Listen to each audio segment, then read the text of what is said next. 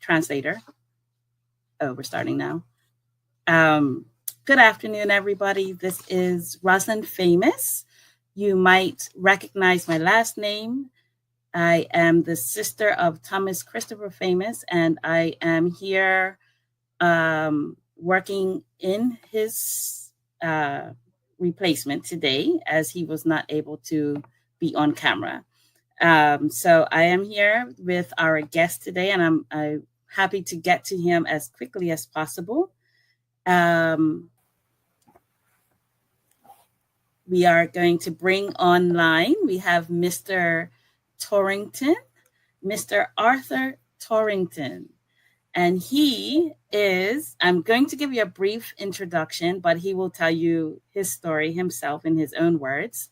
But Mr. Torrington is the co-founder of the Windrush Foundation in the UK, which was started in 1996 along with Mr. Sam King. I am not going to go into much detail because I'm sure he has far more exciting details to tell you, but I am so happy to welcome him today. I know that it is Black History Month in the UK, so this is going to be a great topic, not only for people in the UK, but also for people in the Caribbean, and for myself to learn a little bit more about the Windrush generation and its legacy. So, Mr. Torrington, how are you today? I'm very good indeed. Very good. Welcome to Territories Talk.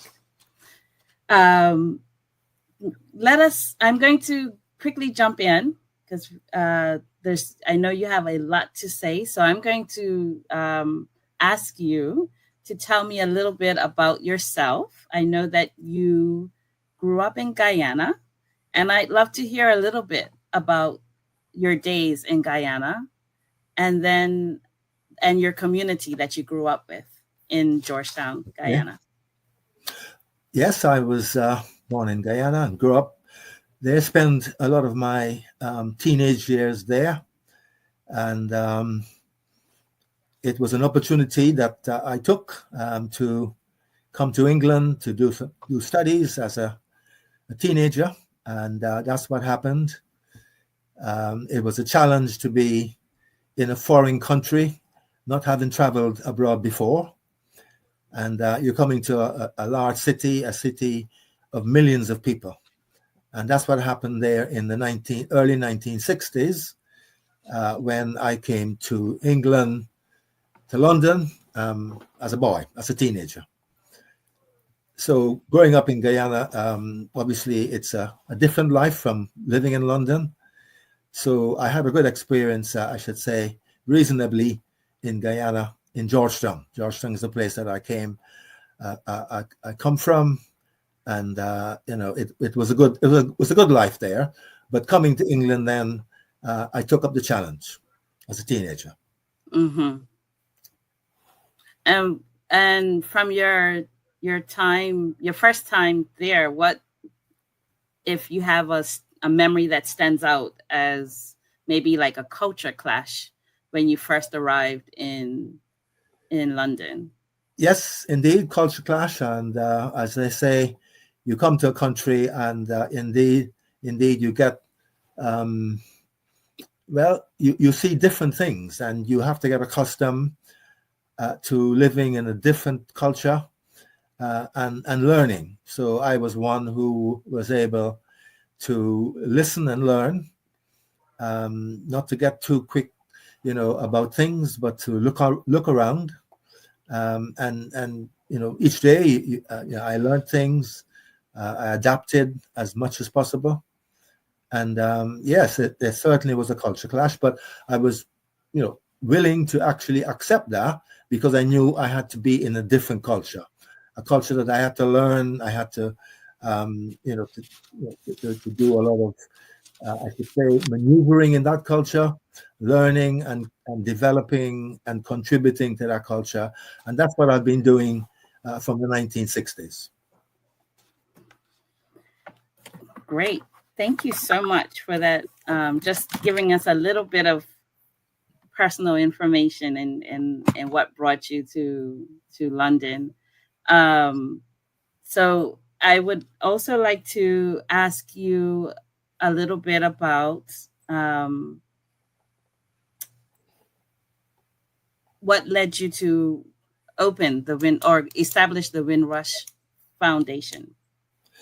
Okay, now this particular subject of Windrush, it's a big topic here in England. Well, I should say not only England, but it's also throughout the UK. And my involvement about the subject Windrush is an involvement that brought me in contact with a gentleman by the name of Samuel King. Now, this particular person was a volunteer in the Royal Air Force way back in 1944. So when we're talking about 1944, we're talking about the war, the Second World War.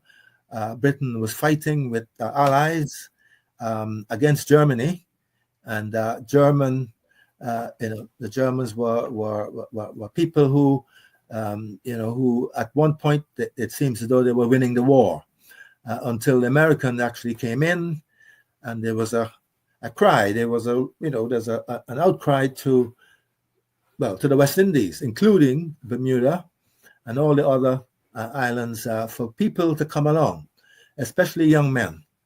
And that's what happened with Sam King. He was a gentleman, a young gentleman, a young man of, he was 17, getting into 18, and he volunteered to join the RAF, the Royal Air Force.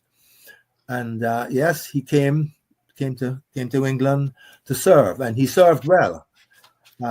But after a while, obviously you had the ending of the war. That's Sam King. Yes, Sam King, a very proud man. He served in the war for at least, let's put it this way. After the war, 1945, he stayed on for a couple of years. And eventually he was demobbed, sort of demobilized, and he returned to Jamaica, to a place called Portland in Jamaica. Now, he felt that he couldn't live. He couldn't really spend the rest of his life in Jamaica. He felt that he'd be more comfortable in England, and that's what happened. He took the first opportunity when a ship came along, the Empire Windrush. That ship arrived in Kingston, Jamaica in 1948, and in May. And this gentleman, Sam King, he took that ship. And this ship was on his mind for the rest of his life, because he felt that he was going to a place that he knew about. He knew England and Scotland and Wales reasonably well, and he felt that this is a journey, and he journeyed on the Empire Windrush and landed at a place called Tilbury Docks in England. Officially he landed on the 22nd of June 1948. Now that was a very big occasion in England. You had lots of newspapers, reporters, you had television, and those things, they were there, and they were reporting on this ship that came bringing hundreds of West Indians. And I must say that this ship brought a good number of people from Bermuda. In fact, it was the second largest group of people who actually came from Bermuda. I think it was something like more than 100 people, 100, possibly 150. I can't recall that exactly now. They were the largest number of people, apart from the Jamaicans, that came. And it was quite a day. Now, that day was on Sam King's mind for a very long time. So in 1995, he actually asked me to work with him. Obviously, at that time, I was an older person, and he felt that I could actually help him to realize his aim. His aim was to feature the Windrush ship as an iconic ship. And that's what we did. And, we will be able to look at his journey and look at the journey of Windrush in a particular way. There he is. This is Sam King here, and three of his friends. Sam King is the man there with the gray hair, and a very proud gentleman. He always stood stately. As an RAF veteran, he knew exactly how to position himself as an important member of British society. Now, what's important about 1995, 96 especially, we became a charity in 1996, and the idea was to promote the Empire Windrush as a ship bringing not the first settlers, totally from the West Indies, because West Indies were providing people and settlers for centuries, really. When you think about it, from the 1600s, you had people coming to England from the West Indies in different ways. Some of them were enslaved, some of them were free, eventually, and that is how people came to England and from the West Indies. So it was not something in 1948 of people coming on this Empire Windrush for the very first time. There were lots of black people, Asian people, Indo-Caribbean people coming all the time before the war, before the Empire Windrush. So our particular project was to do with talking about people who came after the war, right? And these people who came after the war were coming because Britain really at that time, were Britain and the various parts of Britain, for example, like Wales and Scotland, they needed people to rebuild the country. So when these particular people came from the West Indies, they came knowing that Britain would have jobs. Mm-hmm. They weren't invited formally. That's the point about those who came in 1948, in June 1948. They knew there were jobs because they were told that there were jobs by those who went back to the Caribbean, who were demobbed from the RAF. So those who came on the ship were coming. Some of them were coming as new people, never traveled before. Mm-hmm. The case there was that they were going to be, I suppose, employed in various capacities. Some of them were skilled. For example, Sam King was a flight engineer, so he knew how to repair airplanes and so on. But what happened with Sam King? He went back into the RAF after he arrived in 1948. So when we began the Windrush Foundation, we had all that background to supply to people. And it was very hard going because we were on our own, just the two of us in 1996, you see. So it was all about this Empire Windrush. Now, okay. Yeah. So I have a question about, first of all, when people know that they're coming to England or to the UK with opportunities, the knowing that there are opportunities in the UK, what is the mindset? What was the mindset of the people who came on Empire Windrush when they was the day that they landed? Well, they were hoping for jobs that they could do fairly well, but many of them didn't get the jobs that they actually really hoped for, because that was a time when there were opportunities, but only opportunities for jobs that the local people, some of them didn't actually want to do anymore. Mm-hmm. For example, some of the early settlers came and had to wash dishes, had to be employed in hotels and things like that. Some of them actually eventually went into, well, doing work on the London Transport, the British Railways. So some of the people who came on the ship, and you may have seen some of the pictures, they went into those employment. But their expectations, they had high expectations, but eventually they didn't get the jobs that they were really perhaps trained for or wanted. And you said that there were a lot of newspapers and cameras that were there on the day that the ship landed. What was the media, or the conversation in the media about the people who were landing through Empire Windrush? Well, look, the media was, they were actually, the reporters were really listening to the members of Parliament at the time. So Parliament was actually providing information about those who are coming over. And if you notice that this particular cutting from a newspaper, it was a focus on Jamaicans, although there were lots of other people, different nationalities on the ship. It seems to me that the newspapers only had Jamaicans in mind, and that is something that we had to dispel.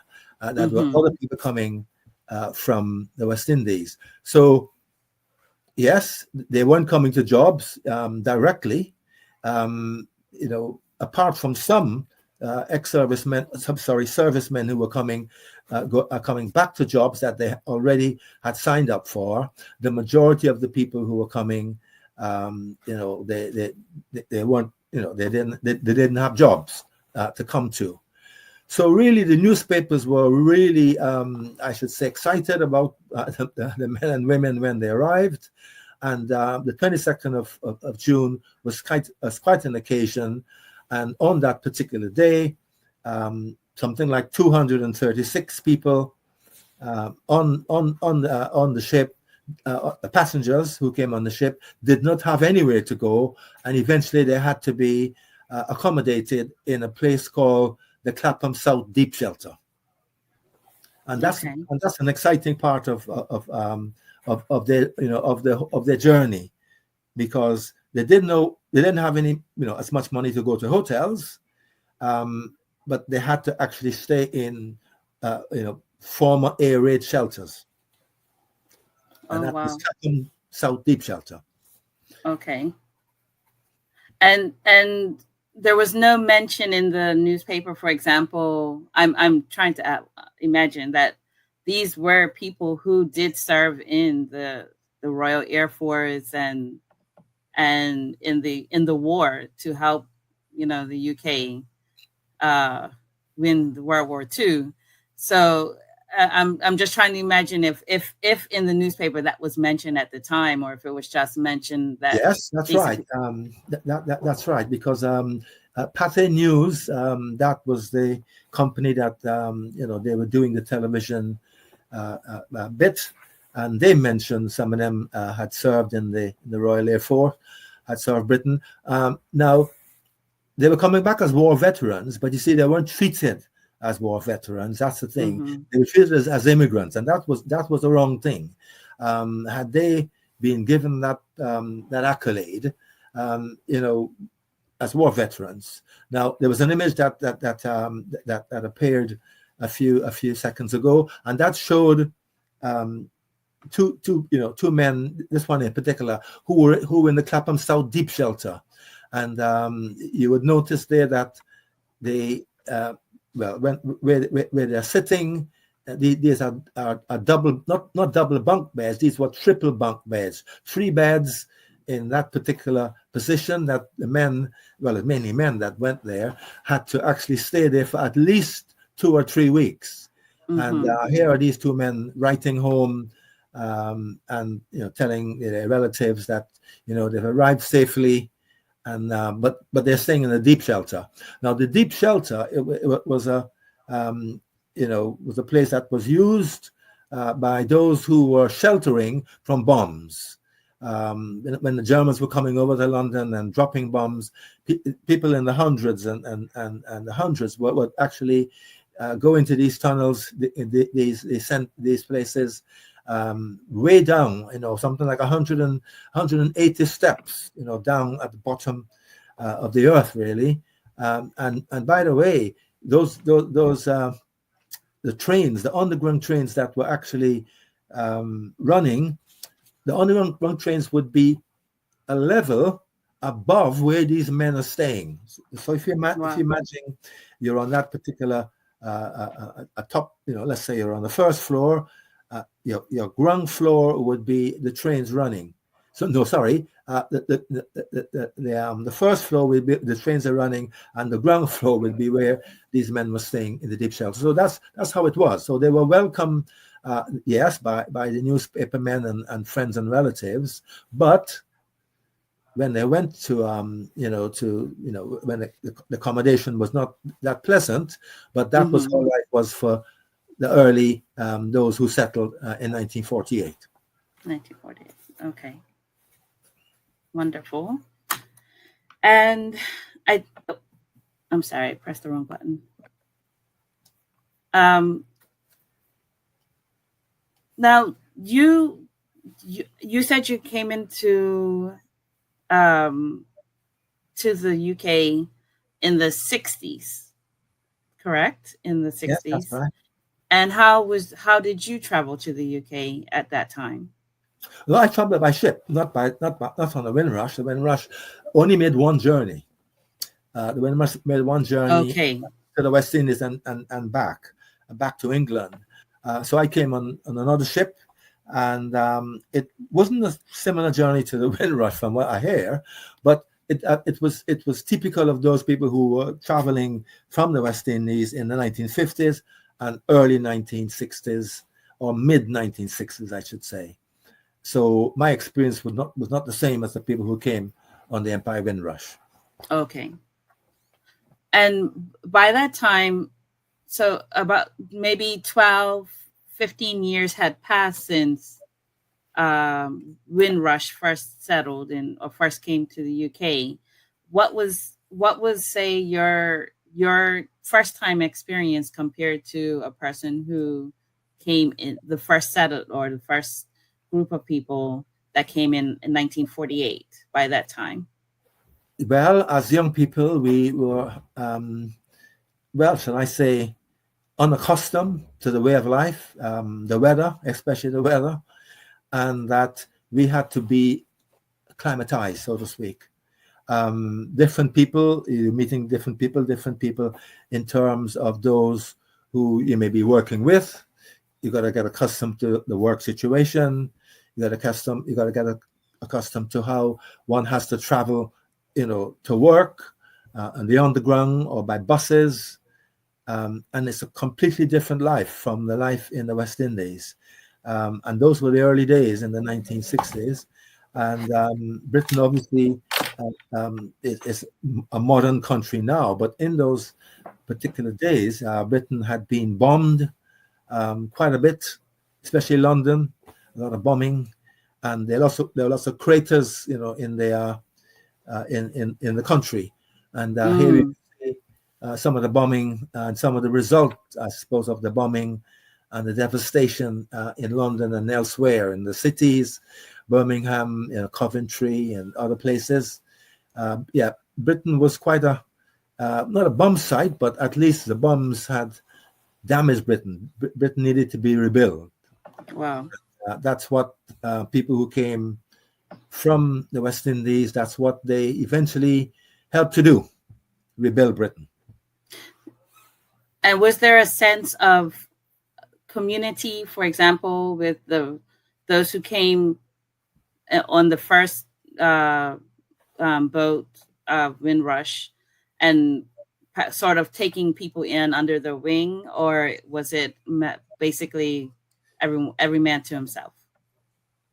Well, because Britain is a big place, people went to various parts of the country, various parts of London. So you were separated really by miles. whether you're settling in Birmingham, 150 miles away, whether you're settling in Nottingham, Manchester. So in that sense, communities had to, should I say, take time to develop. Because Okay. people were new. They had to learn how to live with new people, develop new friends. Mm-hmm. Okay. Yes.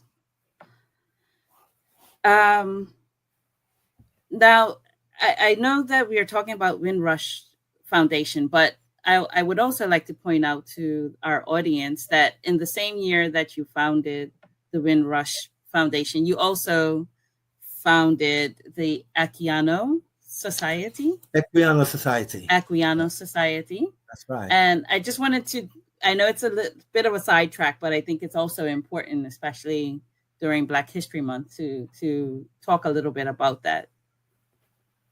Well, although Equiano was an African as a young, well, he was a kid, really. He was, maybe 10, 11, 12. We're not too sure, but he was kidnapped and taken from Africa.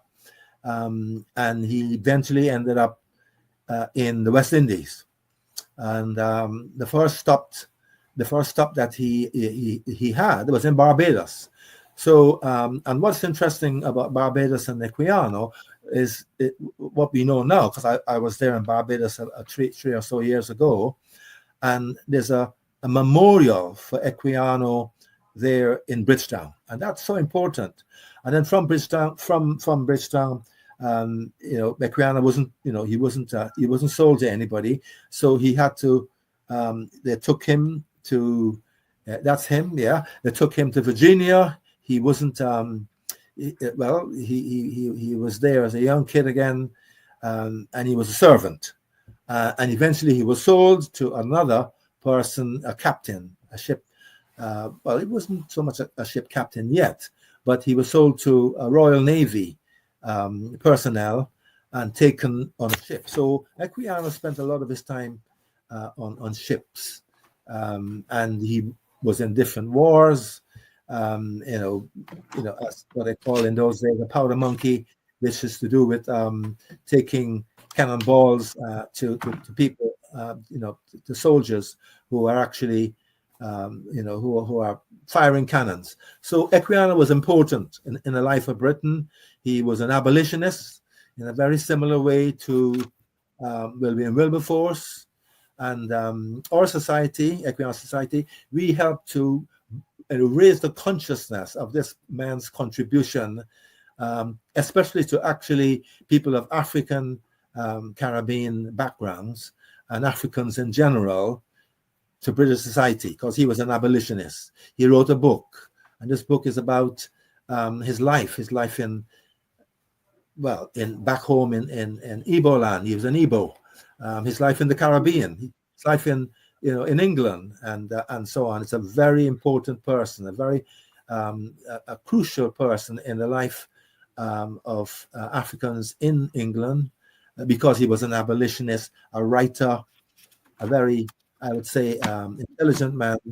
And our society has helped to bring him to the attention of Britain. So he's a very well celebrated person. He has a plaque in Westminster Abbey, St. Margaret's Church.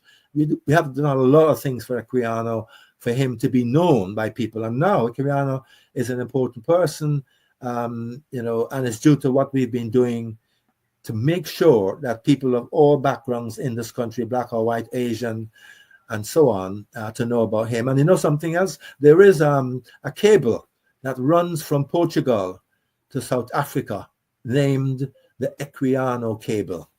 Isn't that something? Oh, look at that.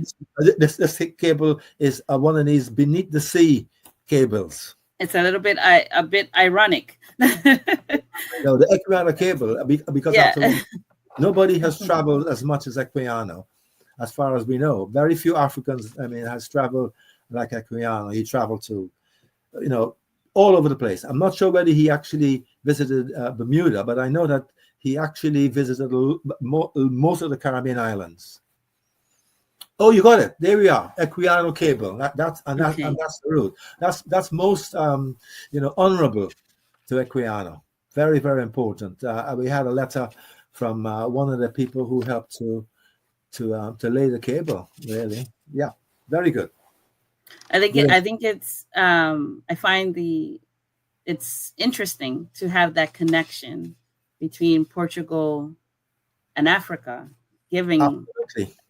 And given what's interesting Portugal's is that Equiano also visited Portugal and quite a hmm number of places, that you and I might not be able to visit in our lifetime. But it's quite yeah. something. This person. Okay. Thank you very much for that side note. But I'll get back to our conversation regarding the Windrush Foundation. I know that uh, there is an upcoming event that you are planning um, for the Windrush Foundation. I believe it's about the legacy and activating the legacy of the Windrush generation. Well, legacy in terms of the people who came and served. They came and helped to make the community a much sounder place, to lay the foundation. And this is an event coming up next Sunday. This is an online event. It's a free event. And this event helps people to, I suppose, appreciate those who came before and who's left a legacy of leadership, a legacy whereby those of us who are, picking up the baton, so to speak, we can carry on the work. And that legacy is a rich legacy, a legacy of tenacity, a legacy of wanting to be, to be people who have a particular aim in life to move things on.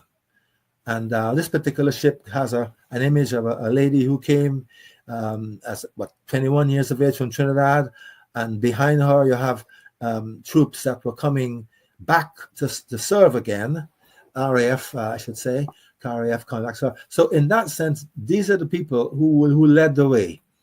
Mm-hmm. This particular lady here, she was a singer. She became an outstanding European singer, international, and we are very proud of her. Her name is Mona Baptiste, and we are very proud of her. So people like her has a legacy. Has a legacy in terms of her boldness as a young a woman of 21. She was 20 when she left home, 21 when she arrived, and that she was bold enough to make a substantial impact on society. And speaking of impact on society, I imagine, and forgive my ignorance, is I imagine there are many people who have come from the Windrush generation who have had an outstanding impact on UK culture. Are there a couple that you can name, just to give our audience some idea of those? Yes, indeed. I have to mention, and it's important to mention, Sam King. Now, Sam King is, I would say, like, the original person, or the person who brought about this whole thing about Windrush. If there wasn't, Sam King, we wouldn't know of Windrush in the way we know it now. In other words, he was the founder of Windrush Day. Now here he is, and a young man, RAF, he's an older man, and this is a picture of him at an exhibition, the one on your left, where in 2008, there was an exhibition called From War to Windrush. And that particular exhibition featured Sam and some other people who played an important part. Because let's face it, if there was no war, there wouldn't be Windrush. Mm-hmm. Windrush was a ship. And before that ship was called Windrush, it was Monte Rosa, a German ship that the Germans used in the war. They're part of the war, where the Monte Rosa was a troop ship for them. But when the war was lost, I think for the Germans, Britain took as a prize of war took the ship and renamed it Empire Windrush, right? And that Okay. ship has now become iconic because of Sam King. He's the guy that ensured that the Sam King, that the ship remains a memory for people who came in 1948 because he was on the ship. And that is so important. He had, advertisements in 1967, asking for people who were on the ship so that they could commemorate in 1968 the 20th anniversary of Windrush Day, and that's what Sam did. So Sam is iconic in his own right, and for him, we actually owe a lot of a lot of respect for his Mr. Turrington, my battery is running low. I'll be right back. But please continue to speak to the audience as I fix this issue in the background. Indeed. So okay. Yeah, with Sam King, because he has actually worked so. He's worked so. Shall I say, without any kind of wanting to stop working on it. He has ensured that the legacy goes on. Now, the legacy is two things: is to remember the war, right, from war to Windrush. If there was no war, there wouldn't be Windrush. And what you're seeing here with this particular image on the screen is that the national the Imperial War Museum, they featured this particular exhibition in 2008, and it was a very successful exhibition that came out that was held from the summer of 2008 right on to 2009. In fact, it was not meant to be that long, maybe for a year, but the demand for children, for school children, was really pushing the museum to have him, or to have the actual exhibition featured in this way. So I would say that Sam King stands out, as the person, as the actual role model. A closer up of the exhibition, and this is the one part of the exhibition. There was another part of the exhibition which I don't think there's much sort of like photographs that I've seen, but this is one part. This is the major part of the exhibition that had dozens of images of men and women who served. Some of them came back on the Empire Windrush, and some of them remained in the UK, and they helped to rebuild Britain.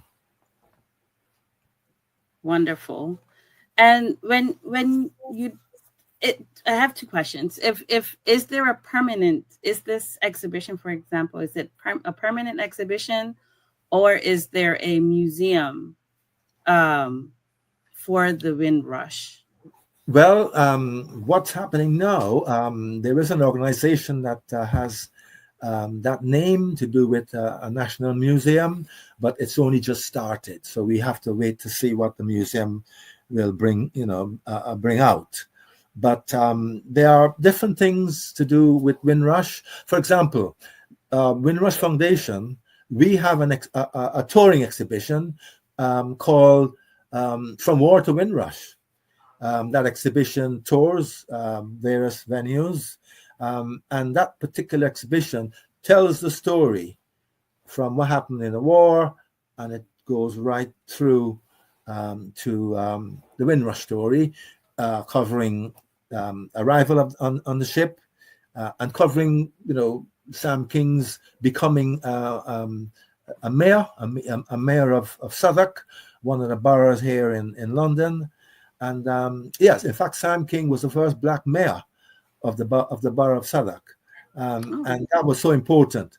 Those sort of things were unusual in 1984, and Sam King was the mayor. He served for 1 year, and he continued to serve in different capacities as a former mayor until he passed away, I should say, in 2016.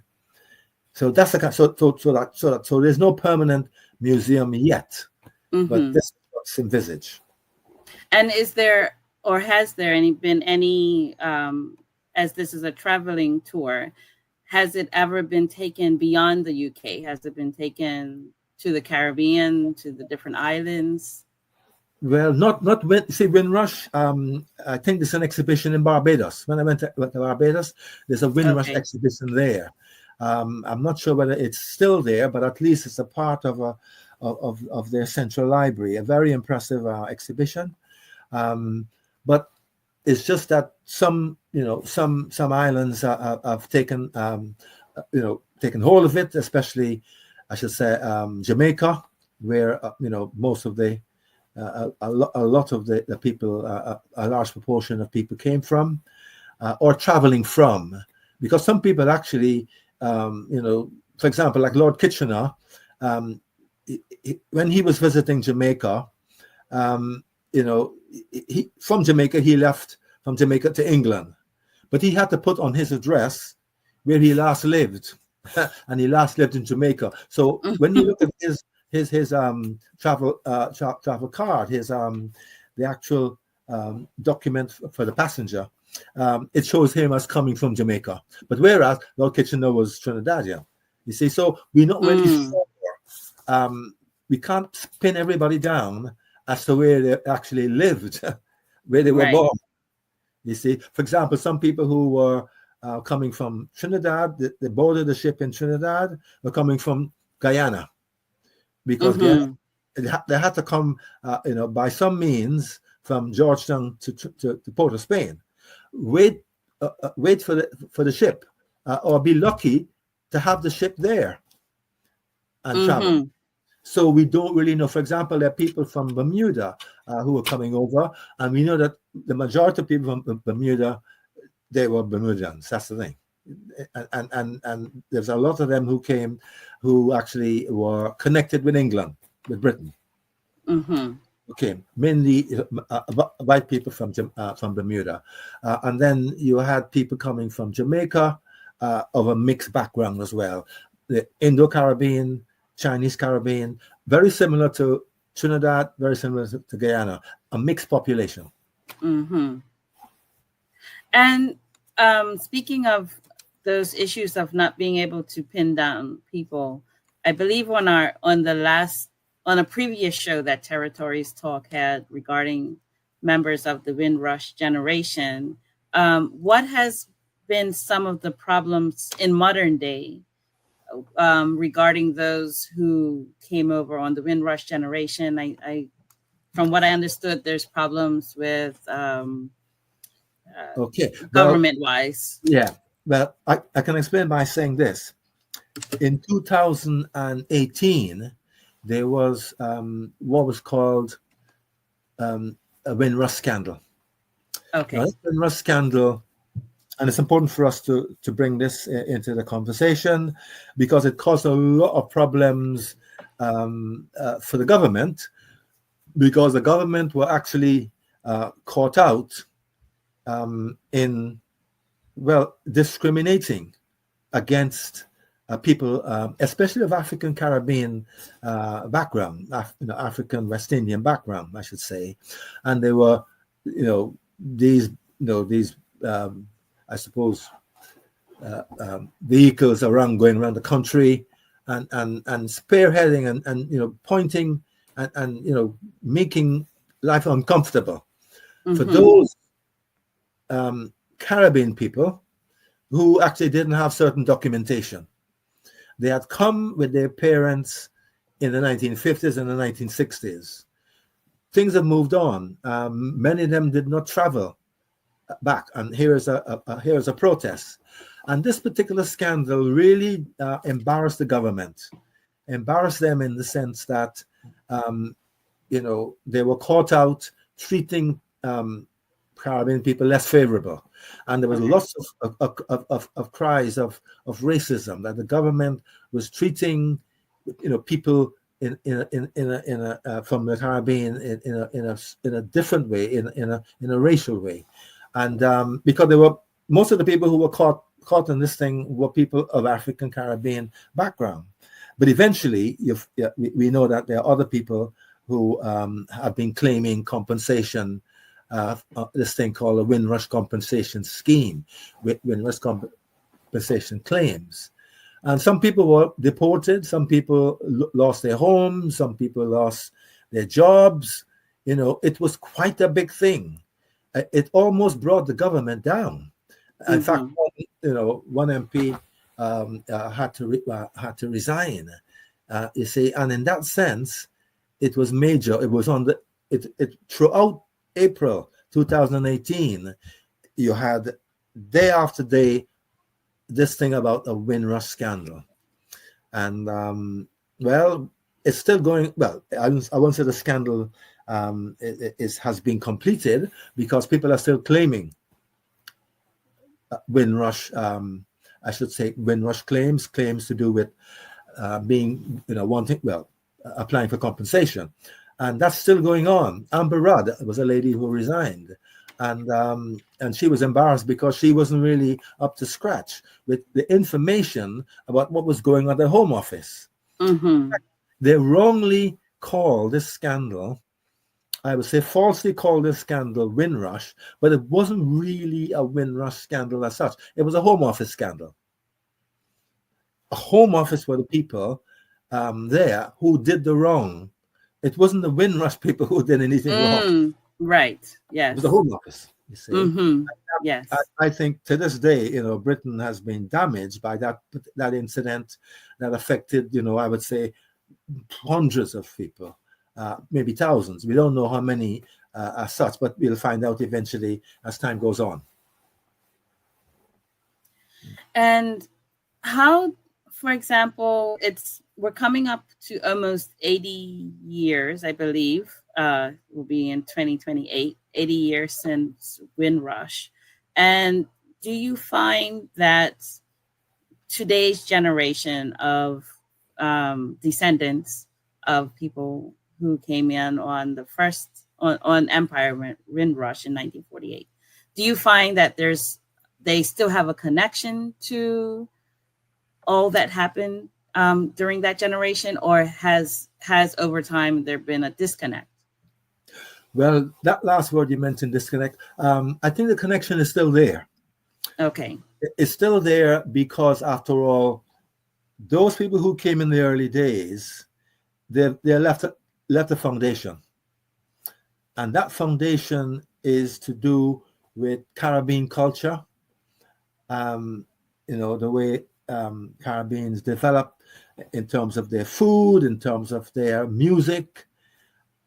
That still remains, and that they are still, kind of, I would say, a kind of a legacy then that continues through the people who came in the early days. It still continues in the community.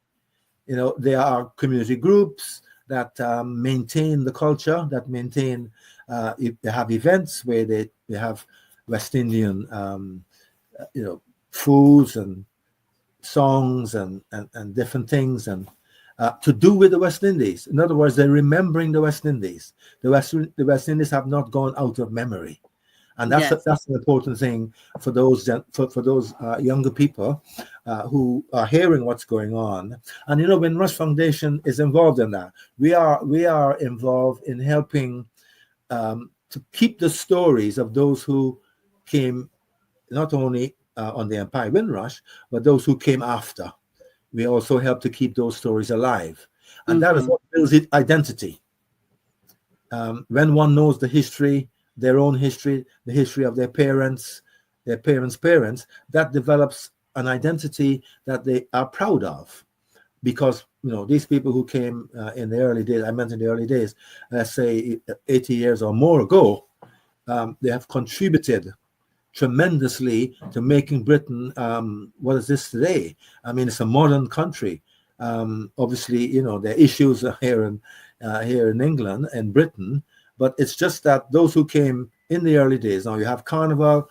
That's a very important part of each year. About 4 weeks ago or more, we had this particular event that attracts, hundreds of thousands of people from all over Europe, and elsewhere, actually from America and from the West Indies, that would come over and contribute to the Western Carnival in Notting Hill. So yes, this is one aspect of life from those people who came in the 40s, the 50s, the 60s, and so on, to make Britain a different place, make Britain a multicultural place. In fact, I mean, I would argue that those who came from the West Indies were the leaders in pushing multiculturalism in Britain, because we were the ones that actually pushed for certain laws, race relations laws.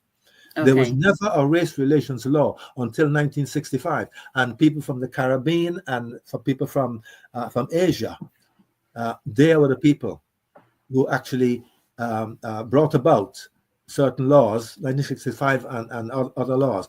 So here, this is Bernie Grant, an MP, among the first black MPs in the UK in the late 80s. A very important man. He's no longer alive, but he was the one who set up a lot of efforts, for people, younger people, to learn about Africa, to learn about the Caribbean. Bernie Grant is the man, MP. And am I mistaken in saying that there was somebody from the start of the Notting Hill Carnival began with generation of Windrush generation? Well, the person who actually was involved in bringing people together to actually have the first carnival. This lady here is Diane Abbott, but the lady is Claudia Jones. So Claudia Jones was a Trinidadian, and she and some friends, and by the way, Sam King was also involved in the first carnival, which was in 1959, right? And that carnival was held indoors, not outdoors, because those were wintry days, right? Could you imagine carnival? You showed an image there of these ladies dancing. Yes. You couldn't do that in the winter. Right?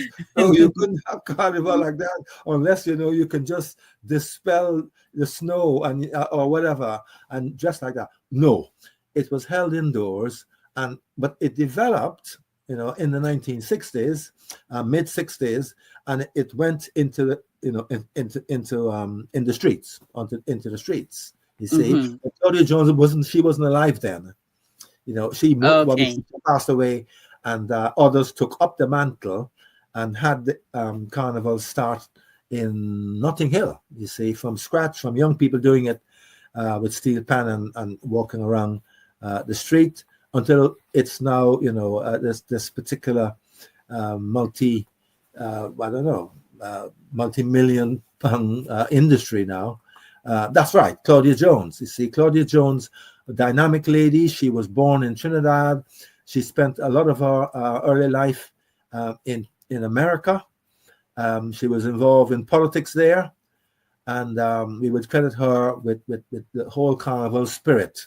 She was one, I would say, that started the carnival spirit as a leader, and her legacy lives on within Notting Hill Carnival. Although she didn't live to see Notting Hill Carnival, but she was dynamic in getting people together, and I will include Sam King. He was a member of that organization that began that process of a carnival here in London, and then it developed, and well, it's all over Britain, Leeds, right. Nottingham, and so on. My on a personal note, my brother and I went to a carnival. We went to a carnival. Can't remember. Chris will tell me if it was back in 2013, maybe. And it was quite an experience. Definitely something that somebody should do once in their lifetime, at least.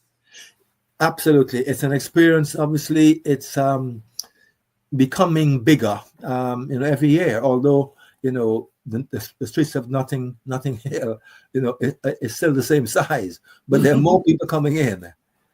So Yes. what they would do with this Notting Hill Carnival in the future, I mean, is left for people's, left for discussion, really, because it's getting bigger every year. And as somebody who never really lived in the UK, but may have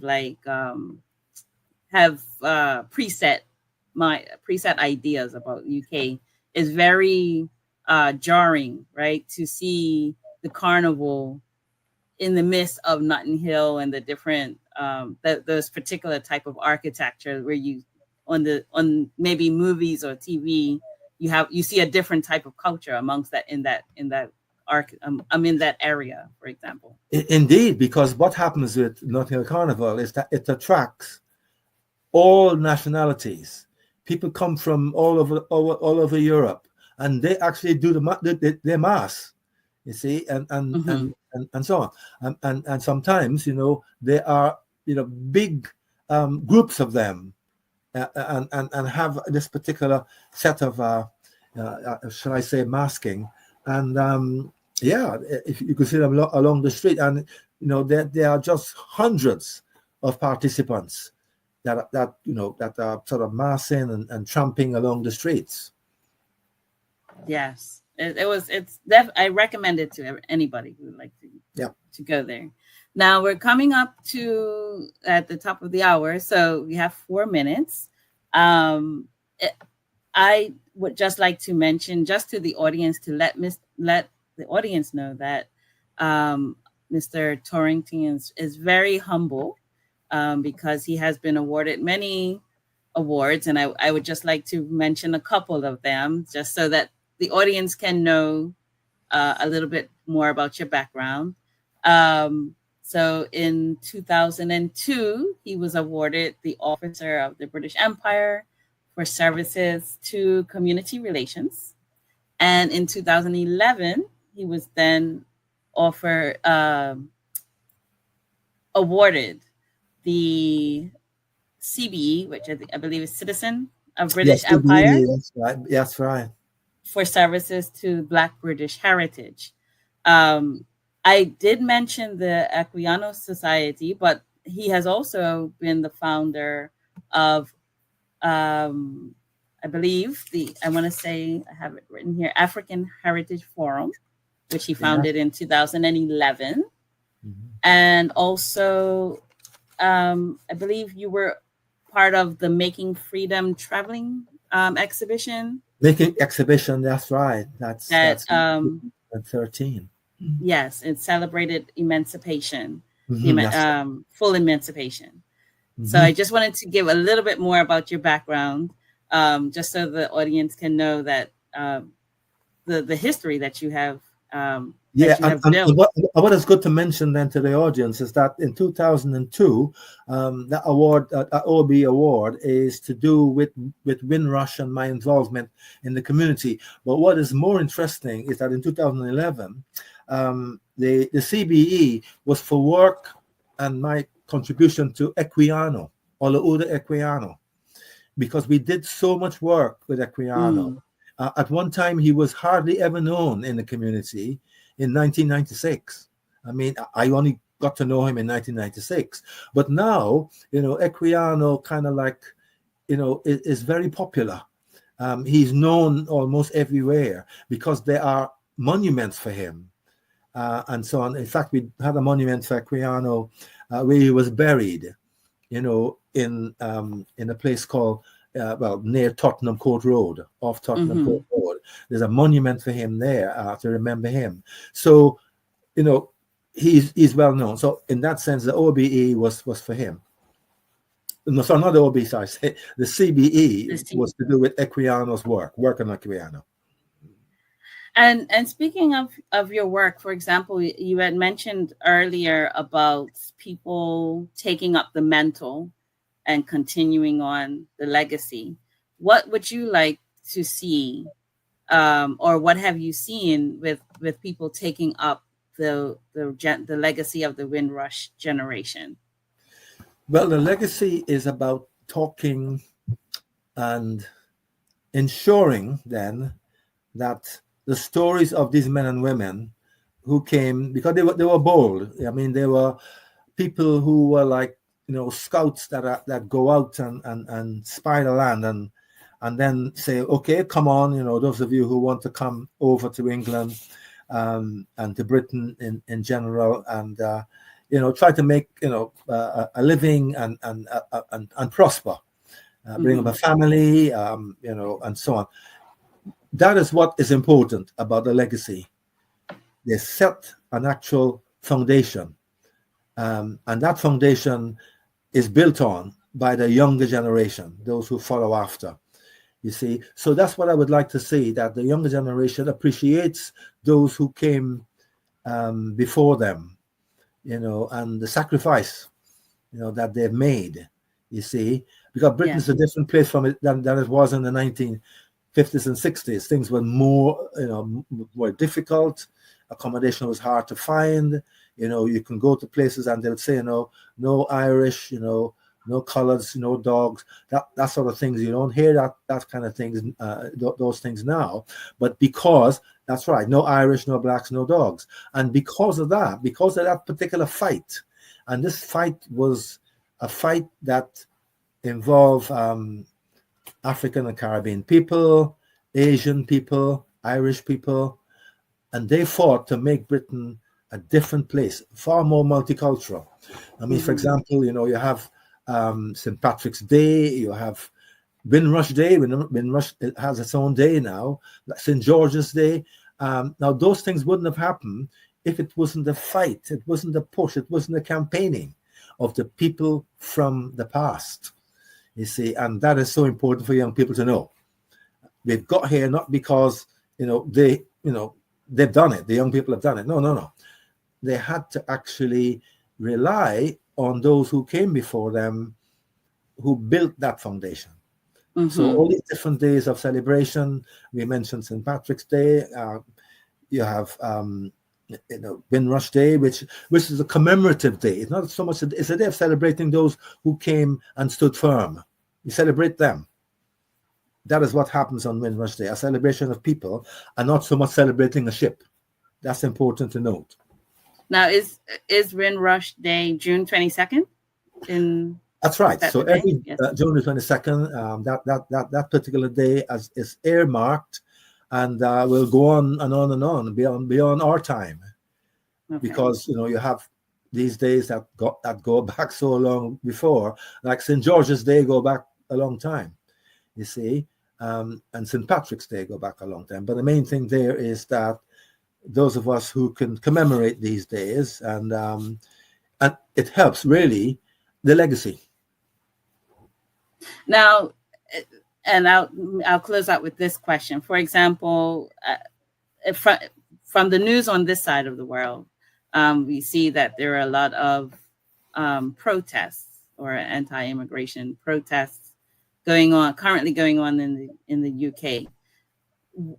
How would the Windrush legacy of, for example, coming and scouting and carving out a future for future generations, how can you use that to encourage immigrants that are coming to the UK today?